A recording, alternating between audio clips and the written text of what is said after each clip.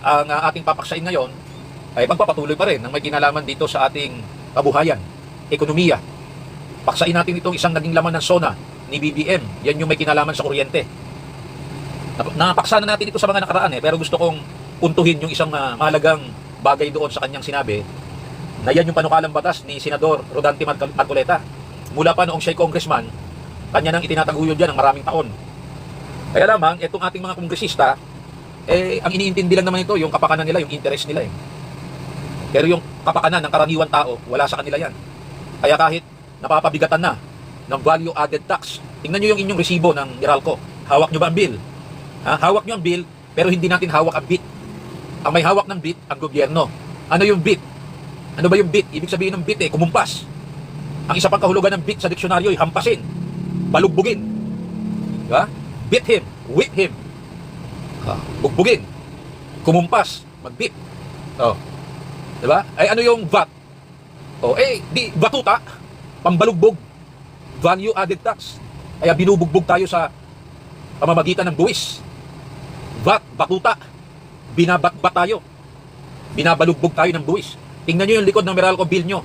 Napakalaki ng value added tax habang lumalaki ang konsumo mo ng kuryente. Saan napupunta yan? Sa gobyerno. Yan ay dating 10% lamang. Pero yung magaling na senador, na dating congressman ng Lipa City, itago natin sa pangalang Mr. Vilma Santos, na ngayon ay executive secretary, ginawa yan 12%. Kaya sa galit ng mga Pilipino, ibinasura yan sa pagkasenador noong mga nakaraang taon, kaya hindi nanalo yan. Nakabawi yan itong mga nakaraang taon, naging senador uli, tapos nag-resign, ngayon executive secretary na ni BBM. Pag yan ang tatanungin ni BBM, talagang hindi papayag yan na alisin sa ating Meralco bill yung value added tax. Ano yung VAT? Pambalugbog, panghampas, panghataw sa taong bayan. Binabat tayo ng VAT. Ano pa ang isa sa nagpapabigat sa atin? Yan tinatawag na system loss. Tingnan nyo uli yung inyong Meralco bill sa likod. Dalawa yan, kwentahin nyo. Baka yan 1/3 ng inyong bill. Kung nagbabayad ka ng 9,000, 3,000 dyan sa 9,000 na yan, buwan-buwan, napupunta kay Manny Pangilinan ng Meralco at sa gobyerno. Halos 1/3. Biruin mo sa 9,000 binabayaran mo. Mawala yung 3. Di 6,000 na lamang. Biruin mo 1/3, 33%. Bakit ayaw alisin ng gobyerno ang VAT? Bilyon-bilyon ang kinikita niya sa konsumo natin sa kuryente. Bakit ayaw daw pumayag ni Manny Pangilinan nung birthday nung nakaraang araw? Binigyan pa ng cake ni BBM. Kasi daw, ang sabi rito sa balita, hindi kakayanin ng Meralco. Scrapping system loss charge too big a cost for industry. MVP.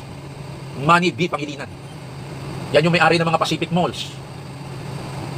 Pag in-scrap yung system loss, napakalaki daw nang mawawala sa industriya ng kuryente sa kanila. Biruin mo yan. Tingnan nyo yung likod ng Meralco. Sunod-sunod ang mga charges doon. Hindi bali na yung ibang charges doon Dahil talaga namang hindi pwedeng mag-produce ng kuryente at pwedeng dumaloy sa atin nang walang ginagastos ang pribadong negosyo. Ang negosyo, talagang kinakailangan nilang tumubo, naiintindihan natin yun. Di ba? Pero yung iginigisa ka na sa sarili mong mantika, tangahan na ito, parang paduhan na ito, gaguhan na ito. Di ba? Pinabibigatan ka na ng gobyerno na dapat ay tumulong sa iyo, pinabibigatan ka pa ng pribadong negosyante. May tubo na, ayaw nilang mababawasan yun. Gusto nila'y tumubo pa ang kanilang tubo. Kumbaga sa interest, pag ikay nangutang, may tubo na, may tubo pa ang tubo. Dahil pa Bombay. Ang tawag yan compound interest. Tubo sa tubo. Dapat tinutubo ang mga mukha ng mga ito Kapal na mga pagmumukha Di ba? Ano ba yung system loss? Nawala sa sistema. Paano nawala sa sistema? Pwede mo bang nakawin ng kuryente? Nagagawa ng iba yan. Delikadong nakawin ng kuryente, malaki ang kaparusahan dyan sa batas. Pero nagagawa ng ibang magnakaw ng kuryente, lalo na kung wala na silang pambayad ng kuryente. Mag-i-illegal tapping yan. Hindi pumapasok yun sa metro. Imagine that. Nagnanakaw ang kapitbahay mo. Pero alam mo ba kung sino ang pinarurusahan sa pagnanakaw ng kapitbahay mo? Ikaw, na legal na nagbabayad. Hindi mo alam kung paano mo magkakasyahin yung sinusweldo mong maliit na, baka nadidelay pa. Sa halip na ibigay mo sa pangangailangan ng iyong mga anak, sa pagkain ng iyong mga anak, aagawin mo yon. Kasi ang hirap naman na may pagkain sila, wala man lamang silang kuryente. Kung nag-aaral ang mga bata, kung may mga ginagawa sa gabi. Kung masyadong mainit sa umaga, ay lalo na kung may baby, baka hindi kaya ng electric fan, kinakailangan lagyan ng aircon. Iba na po ang panahon ngayon eh. Kung meron kang matanda sa bahay na may sakit, baka hindi kayanin ng hangin na mula sa electric fan. At kung may electric fan ka man, baka hindi kayanin ng isa, magdadagdag ka ng isa pa o dalawa, bali 3 na. Ay gaano kalakas kumain ng kuryente yun? So kailangan mo talaga ng kuryente. Di ba? Hindi tulad ng mga una pang panahon ng ating mga matatanda, marami pang puno, malamig pa ang kapaligiran. Kahit sa panahon ng tag-init. Sa panahon ng malamig, taglamig, ay talagang malamig. Setyembre pa lamang, Oktubre pa lamang, naka-jacket na yung ating mga matatanda. Pero ngayon, Disyembre, hindi mo maramdaman halos ang lamig eh. Pag mainit, mainit pa rin eh. Di ba? So kailangan mo ng kuryente. Kaya hawak tayo sa liig ng may negosyo ng kuryente. Cooperative Electric Company man yan, o kaya Iberalco. Di ba? Pinahihirapan na tayo ng gobyerno sa buwis. Pumapayag na nga tayo eh. Ang ginagawa naman ng mga nasa gobyerno, nililimas, ninanakaw. Sa halip ng gawin ng gobyerno, magtayo ng isang negosyo ng kuryente. Na sa halip na ipaubaya ito sa pribado para hindi magsamantala sa mga mamamayan, ang ginagawa niya, ibinibenta niya pa eh. Yung kanyang negosyo sa kuryente. Eh di ang nakikinabang ay pribado. Ang gagawin ng gobyerno, para yung nawala niyang kita doon sa dati niyang negosyo, na ibinenta niya na, papatawan niya ng buwis ang taong bayan. Iyan po ang value added tax. Alam niyo, hindi lamang kuryente ang pinapatawan ng value added tax. Lahat ng may value. Kaya nga, value added tax. Pag nanghuli ang isang mangingisda ng isda sa karagatan at ibinilad niya ito, hindi pa yan papatawan ng buwis pag ibinibenta niya. Pag pumitas siya ng mangga at pinatuyo niya o kaya ibinenta niya ng sariwa, wala pang value added tax yan. Pero pagka ang mangga ay dumaan sa proseso, inilagay sa lalagyan, inilagay sa mga superstore o department store, I mean yung mga malalaking stores, mga malls, meron akong value yon. Dumaan na sa process eh. Dried mangoes, yung lalagyan nun may tatak na, galing sa Davao, galing sa Cebu, galing sa Bulacan, galing sa Zambales, kung saan man galing. Meron yatang COVID na umaatake sa mata ko ha. Okay, ganun din naman ang isda. Pagka ibinilad mo lamang yan at itininda mo, nilagyan mo lang ng asin bilang tuyo, wala pang value yan na pwedeng patawan ng VAT ng gobyerno. Pero pag yung isda na yan, pinrosen mo na, inilagay mo na sa rep, o kaya ay pinrasis mo na, iniluto mo na, may value na yan. May karagdagan ng value, kaya value added.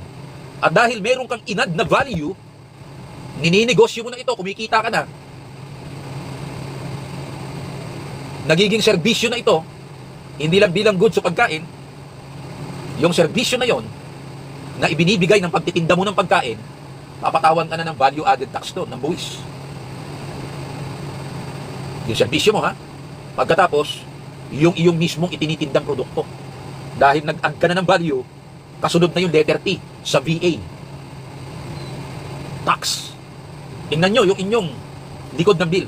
Gaano kalaki ang ikinukumpas, bit, ang ipinanghahataw at ipinambabalugbog sa taong bayan ng gobyerno.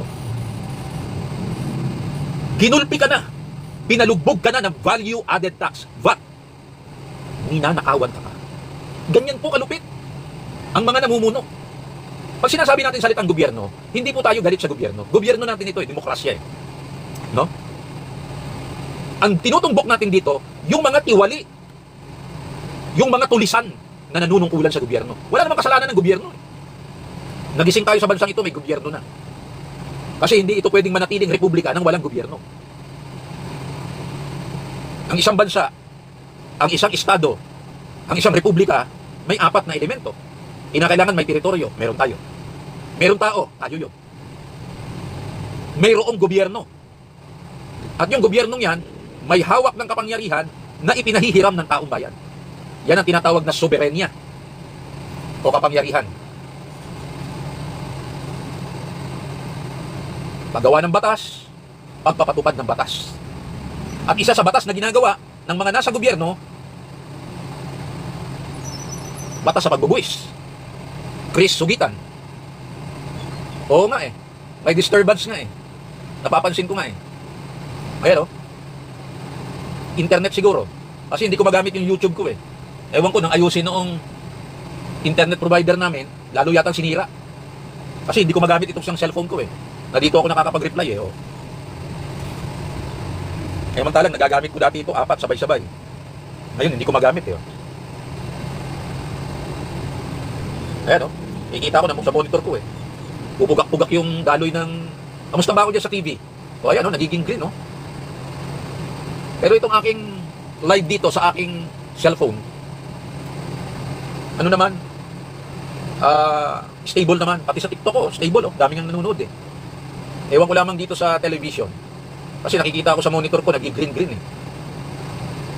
Thank you very much, Chris Sigut Sugitan. May disturbance yung signal mo. Walang makitang picture. Tama ka. Ikita ko nga sa monitor ko eh, puro green eh. Tama ba? Mag-comment nga kayo sa akin. Chris, pagka hindi malinaw dyan sa Channel 6, baka pwede eh, kunin nyo yung aking TikTok. Malinaw ako sa TikTok eh. Malinaw ba? Pero okay naman dito sa cellphone ko eh.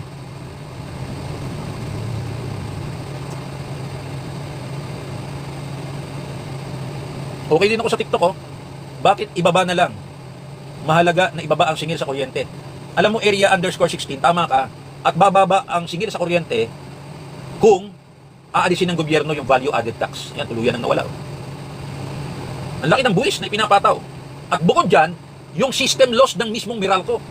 Ano yung system loss? Nawala sa sistema. Ano ba sistema nila? Magpapadaloy ng kuryente, dadaan sa metro, tatakbo ang metro. Yun ang sistema. Paano daw nawawala ang sa sistema nila? May nagnanakaw ng kuryente. Hindi dumadaan sa ating metro, mayroong sumingit, may nagtap illegal na koneksyon. Biruin mo, yung pagnanakaw ng iba, ng kapitbahay mo, wala ka namang kasalanan. Pero ikaw ang pinarurusahan. Is that fair? Tama ba yan? Para kayong magkapatid. Yung kapatid mo gumawa ng mali o kasalanan, ang pinalo ng nanay mo, ikaw. Tama ba yun? Eh kahit pumunta sa Biblia eh, ang kasalanan ng anak, kasalanan ng anak. Kasalanan ng ama o magulang, kasalanan ng magulang. Hindi parurusahan ang anak dahil sa magulang o ang magulang dahil sa anak. Malibang kinukonsinti ng magulang ang anak. Kaya kung gumawa ng kasalanan ng anak, pinarurusahan din ng magulang. Kasi kinukonsinti niya. Lalo na kung minor. O kaya siya ay kasabwat ng kanyang anak. Kung hindi na minor, gumagawa ng krimen, kasabwat siya, yung kasalanan ng anak, kasalanan din ng magulang. Diba? Pero ang talagang general rule, iba ang kasalanan ng anak sa magulang o ng magulang sa anak. Lalo na kung nasa hustong gulang na. Kung bata yan, talagang mayroong pananagutan ng magulang. Civil liability. Hindi naman ikukulong ang magulang dahil sa kasalanan ng kanyang anak na minor. Diba? Kasi ang patakaran, kasalanan ng tao, kasalanan niya. Pero iba sa Meralco. Kaya alam na alam mong sindikato eh. Ano ba sindikato? Yung sa iyo, aagawin nila. Kukunin nila. Di ba sindikato yan? Pinaghirapan mo. Oh. Kung hindi mo pa sabihin ang gobyerno, hindi pa sindikato dahil may batas. Nagpapataw sila ng buwis. Pumapayag na tayo eh. Pero once na ninakaw nila yung buwis at hindi nila ginamit sa kapakanan ng bayan, sindikato din sila. Tulisan din sila. So anong pinagkaiba nila sa Meralco? Kaya kung magagalit sa akin ng mga taga Meralco, hindi ko sinasabi yung mga empleyado ha, nagtatrabaho lang yan doon. Yung nagninegosyo sa Meralco. Bakit pinarurusahan nyo ang mga Pilipino, ang mga inosente, ang nagbabayad ng tama na wala namang magagawa kung hindi bayaran ng tama? Dahil kung hindi ka magbabayad ng tama, ultimo 5, mapuputol yung kuryente mo. Kung bill mo ay 655 pesos, hindi po pwedeng ibabayad mo lang 650. Ay sa kanan niya 5 piso, puputulan ka pa rin. Diba? Paano kung yung 5 piso na yun? Yun yung ninakaw sa iyo. Tapos ikaw ang puputulan dahil ang kaya mo lang ibayad 650. Sagad na, pati patot panabla. Nakukuha po ba ninyo yung punto ko? Ang bill mo sa kuryente, sabihin natin 5,000 or mahigit.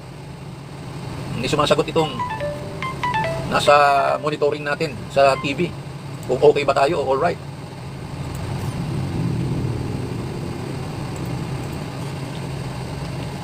Pag hindi magka-okay dyan, eh pakilipat nyo sa aking TikTok.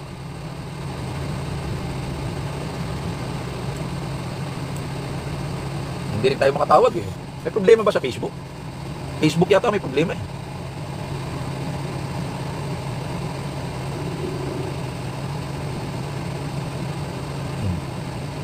Pakisagot nga, yung aking chat, malabo ba yung aking sa television dyan? Kasi dito sa monitor ko, malabo sa Facebook nyo eh. Nag-green eh. Oh, wala oh. Kaya malinaw naman sa aking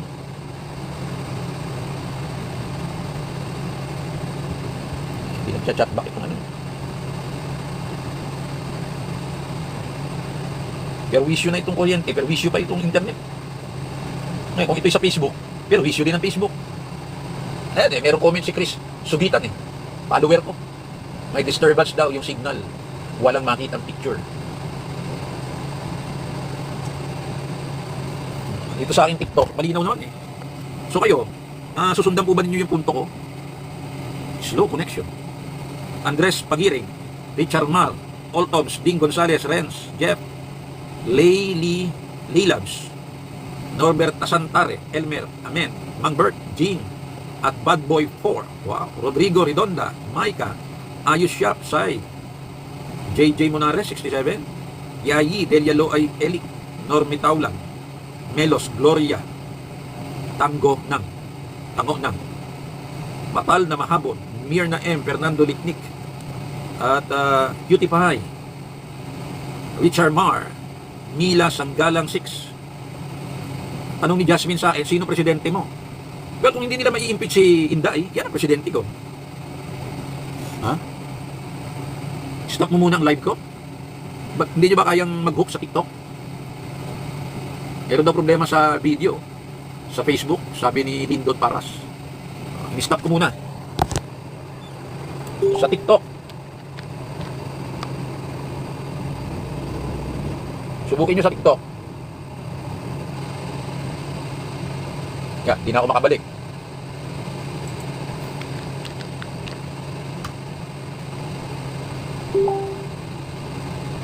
Oh. Sa CP lang ang TikTok. Oh, ayan, live na uli ako. Nako, trying to reconnect. Live na uli. Ewan natin.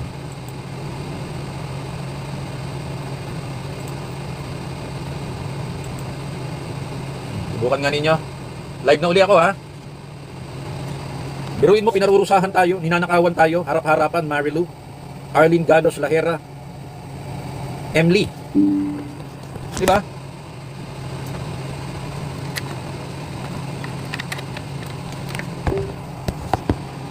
Grabe yung kawalang hiyaan, ano? Sobra. Slow connection eh. Oh. Okay na ba?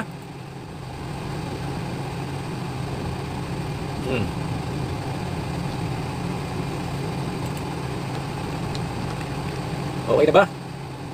Sa Autentico Lucena. Tingnan nga natin.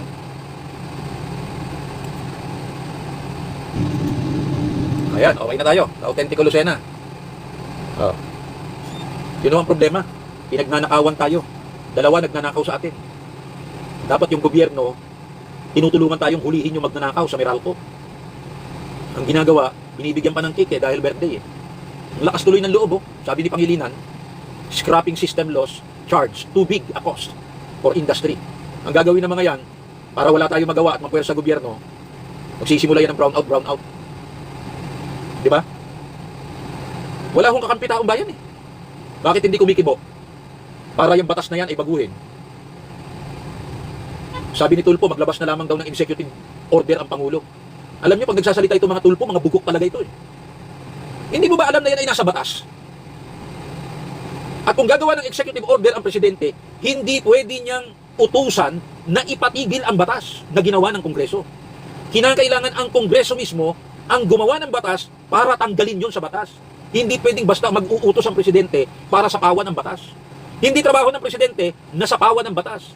Ang trabaho ng presidente, ipatupad ang batas. Ay nasa batas. Kaya itong mga tulpong ito, bunganga lang ng bunganga, mga bugok ito eh.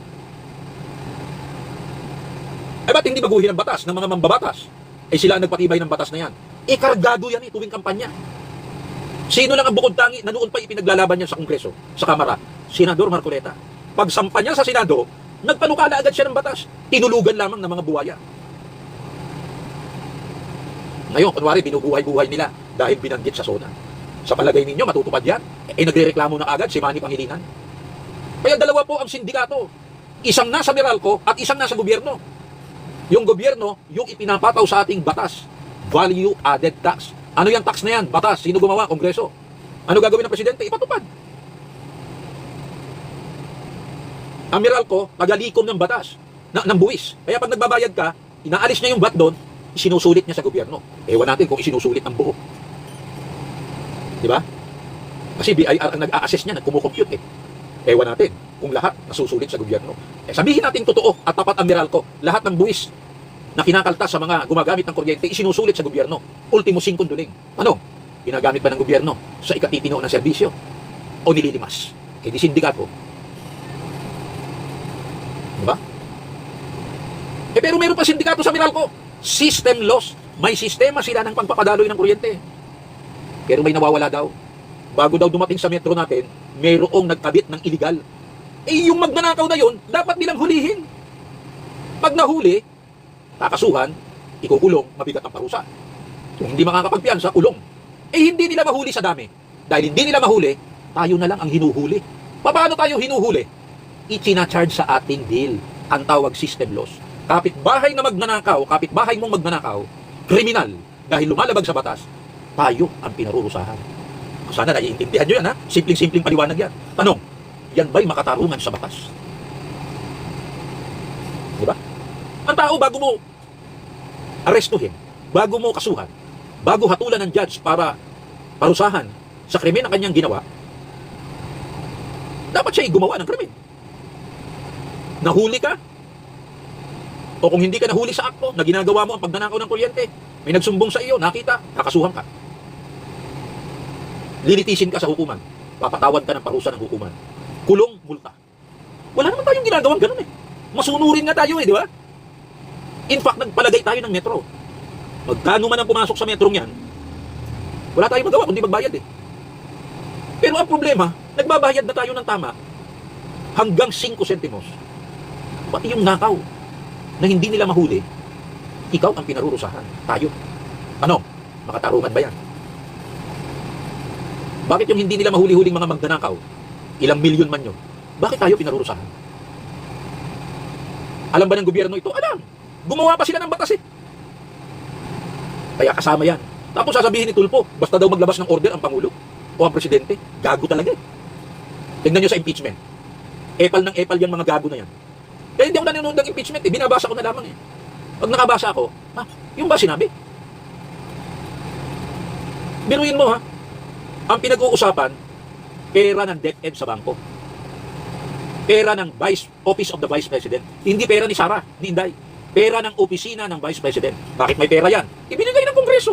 Hindi naman pwedeng bigyan yung opisinang yan ng hindi batas eh. Ang budget po ay batas. Saan galing yung confidential fund na 125 million? Sa opisina ni BBM yun. Ibinigay sa kanila matatapos na ang Disyembre. At isang policy o patakaran sa gobyerno, yung perang budget mo, uubusin mo bago mag-31 ng Disyembre. Dahil pag hindi mo inubos yan, ibabalik yan sa National Treasury. Ano yung National Treasury? Pambansang ingat-yaman ng ating kwarta. Lahat ng buwis natin, dyan pumupunta. Next year, magbabudget na naman ng Kongreso, bibigyan ka na naman ng budget. Hindi mo ginamit. Ano sasabihin ng Kongreso? O sobra-sobra pala budget nyo eh. Babawasan namin.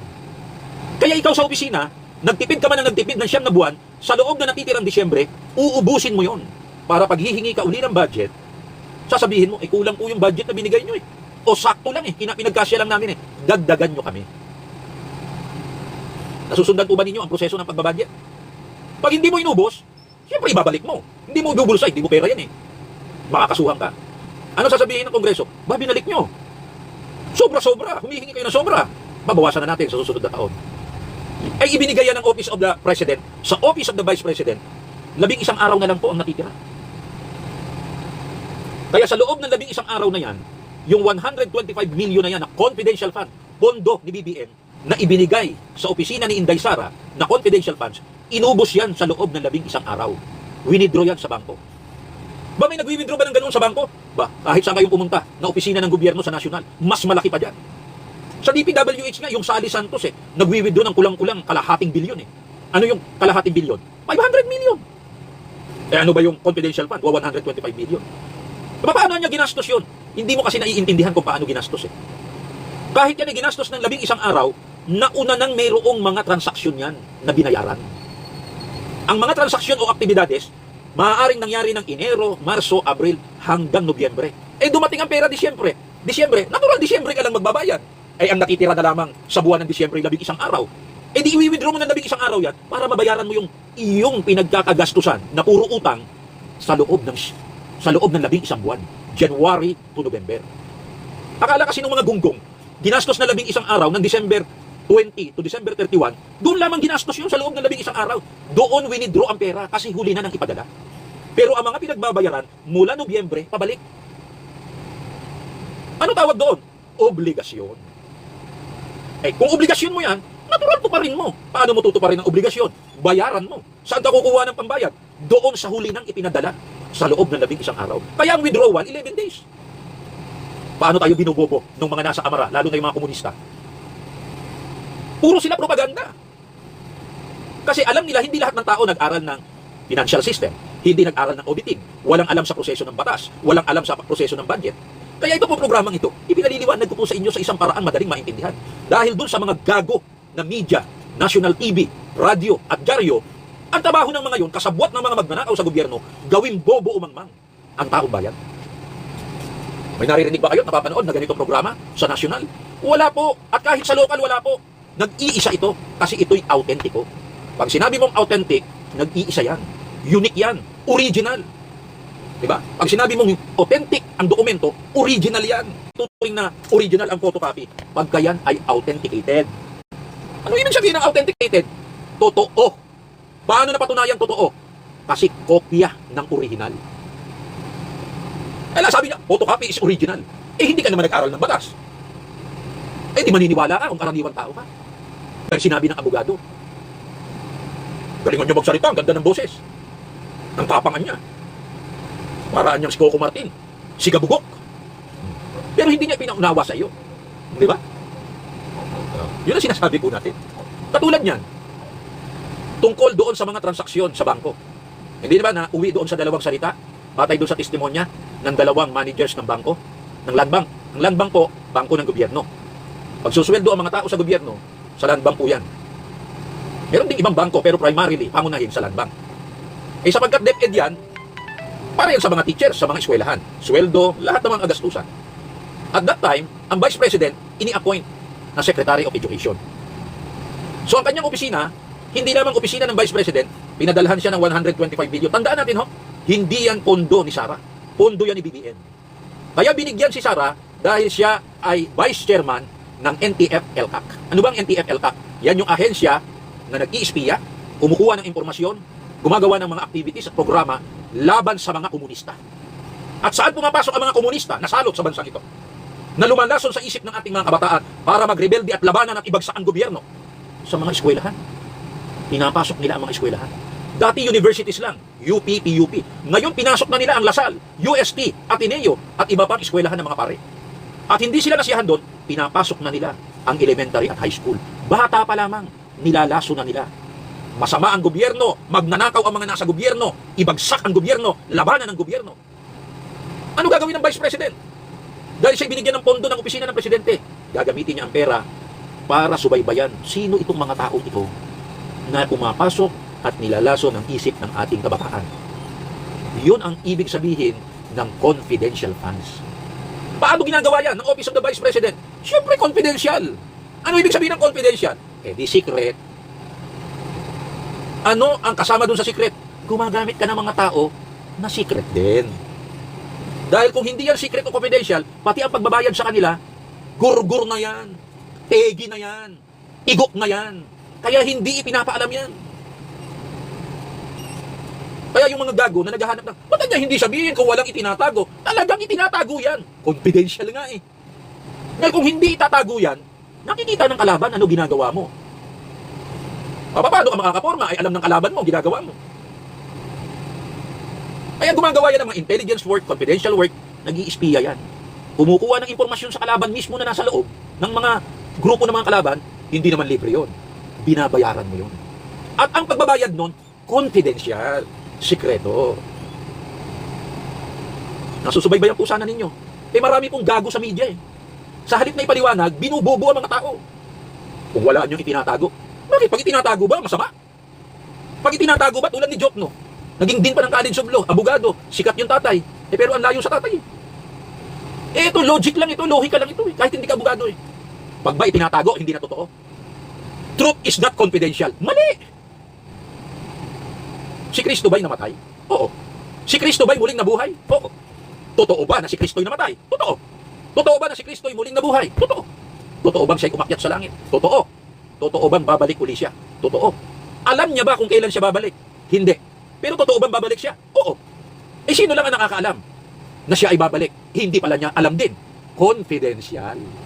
Sino lang? Sabi ni Kristo, kahit ang mga anghel sa langit, kahit ang anak ng tao, sino yon? Siya. Walang nakakaalam sino man, kundi ang aking Ama, ang Diyos lang sa langit. Yung bang alam ng Diyos, hindi totoo? Dahil ang Diyos lang nakakaalam. Confidential kay Kristo, hindi niya alam. Siya na ang babalik ha, hindi pa niya alam. Eh lalo tayo, lalong hindi natin alam. Pero hindi ibig sabihin, dahil hindi natin alam, dahil confidential, eh kasinungalingan na. Yung sinabi ng Diyos na pababalikin ko yung anak ko, ni anghel sa langit, kahit siya hindi niya alam, ako lang ang nakakaalam, totoo yun. Eh alin ang kasinungalingan? Yung kay Jokno. Ano sabi ni Jokno? Truth is not confidential. Bobo. Yung pagbabalik ni Kristo, truth yun. Katotohanan yun.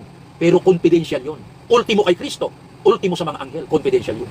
Diyos lang ang nakakaalam. Oh. Nakita po ninyo? Ay yung deposito sa bangko, confidential yan. Bakit kanya itinatago? Eh bakit ano ba ang function ng bangko? Hindi ba para itago? Pag idineposito mo ba ang pera mo sa bangko, sasabihin ng bangko, hoy media, hali kayo lahat. Etong si Mr. Autentico, nagdeposito ng 1 bilyon. Ikalat nyo sa buong mundo. Ganun ba ang trabaho ng bangko? Sikreto nga yan eh. Nasa batas yan eh. All deposits are absolutely confidential. In fact, yung mga nagtatrabaho sa bangko, pagka yan ay binulgar nila kung kani-kanino, pwede silang kasuhan. Nasa batas po yan. Ay papaanoan niya kung ang mga ipinapasok o dinideposito ay galing sa nakaw. Yan ang trabaho ng bangko. Pagka hinahinala o suspicious, ire-report nila sa AMLA. AMLAC. Ano yung AMLAC? Anti-Money Laundering Council. So, opisina yan. Komisyon. Ano trabaho niyan? Pag suspicious o kahinahinala ang pumapasok na deposito, ire-report nila doon.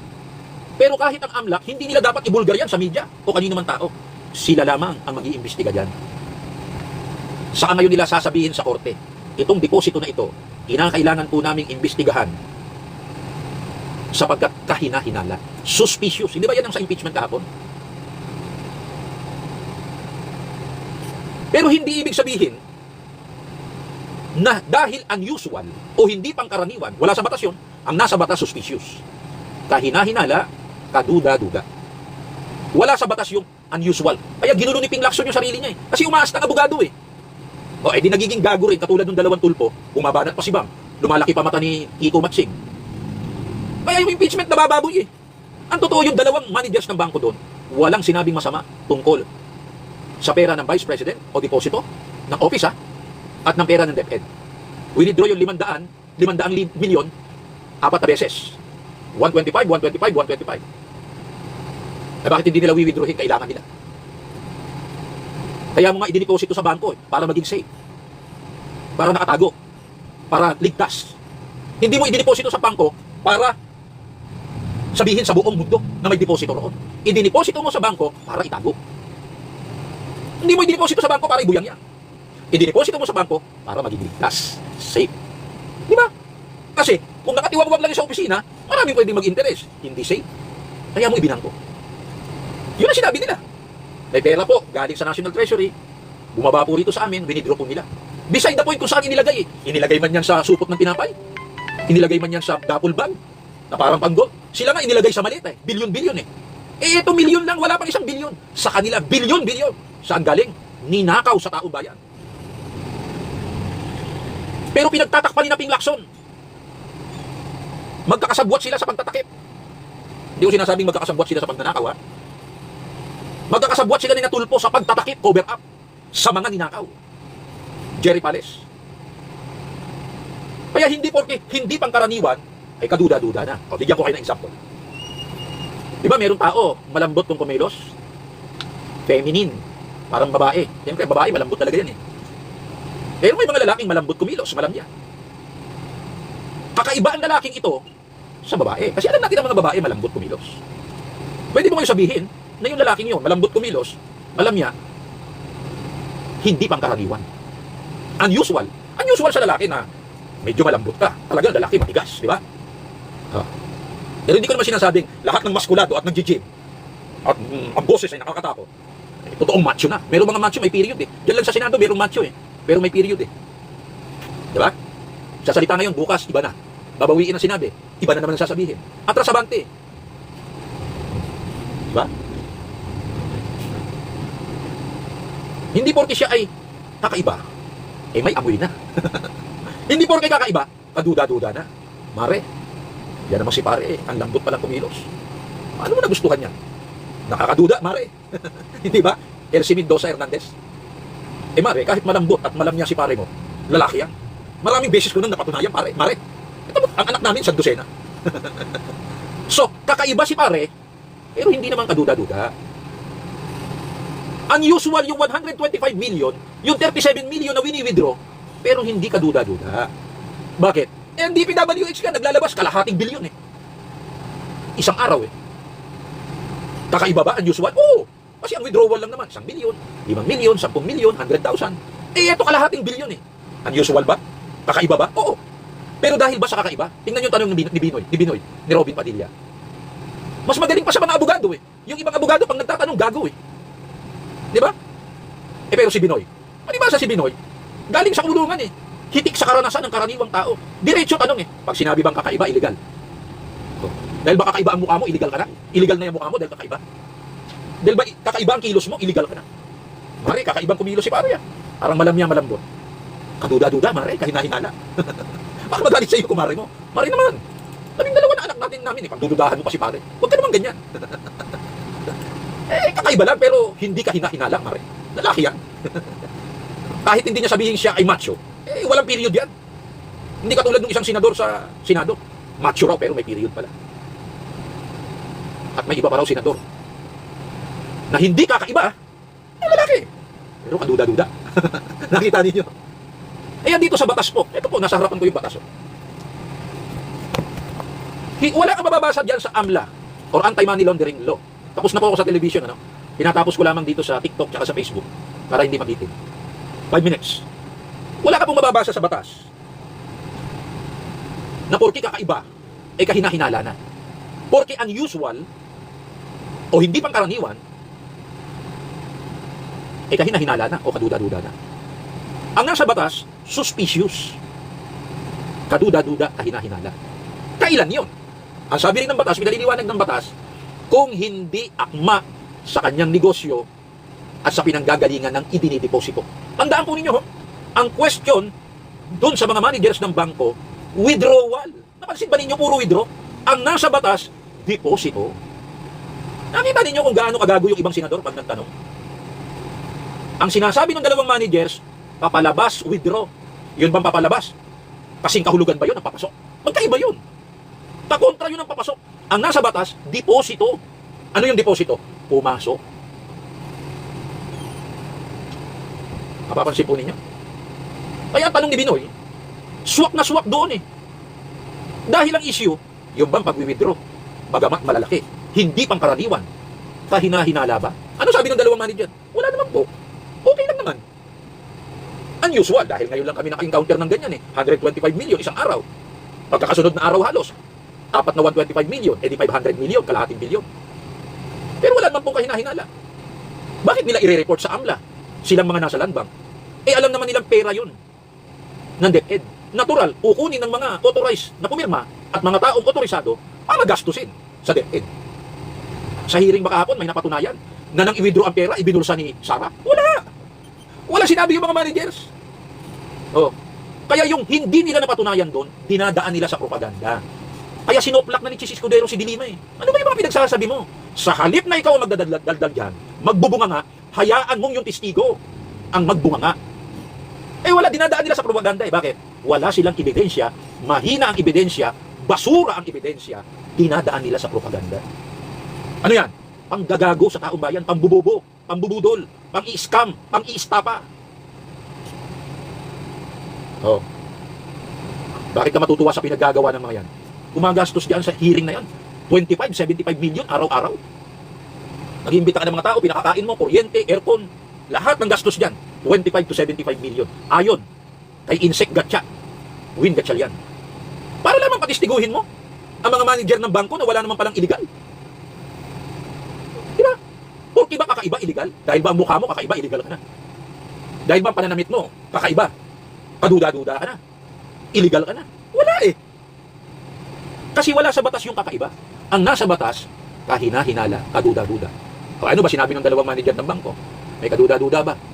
Wala naman na niya. May illegal ba? Sabi ni Binoy. Wala naman po. Saya sila ng pera. Pero samantala, nagpapaalam po, si Mr. Autentico Joey Lipa, salamat po ng marami. Until tomorrow, alas 8 ng umaga. Magandang umaga po sa inyo lahat. Pabatiin ko muna itong mga nahat dito.